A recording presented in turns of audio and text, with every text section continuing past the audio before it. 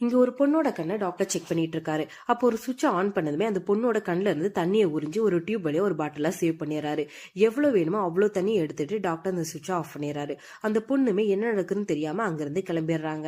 அதுக்கப்புறமா அந்த பொண்ணோட கண்ணு தண்ணி எடுத்து இவரோட கண்ணுல விடுறாரு. அந்த தண்ணி இவரோட கண்ணுல விட்டதுமே அந்த பொண்ணோட மறக்க முடியாத மெமரிஸ் எல்லாம் இவரால பார்க்க முடியுது. அதனால இந்த டாக்டர் இதையே ஒரு வேலையை வச்சுக்கிட்டு வரவங்க கிட்ட எல்லாம் கண்ணு தண்ணி எடுத்து தனித்தனி பாட்டில புடிச்சு வைக்கிறாரு. அப்பதான் ஒரு நாள் ஒரு லேடி ஹாஸ்பிட்டலுக்கு வராங்க. அவங்க முகத்துல இருக்க காயத்தை பாக்குறாரு. உடனே இவங்களோட கண்ணு தண்ணி மட்டும் ஒரு ஸ்பெஷல் பாட்டில புடிச்சு வைக்கிறாரு. இப்ப அந்த லேடி போனது அவர் கண்ணுல அந்த தண்ணியை விட்டு பார்த்தா அவங்களோட ஹஸ்பண்ட் அடிக்கிற மாதிரி மட்டும் தான் தெரியுது.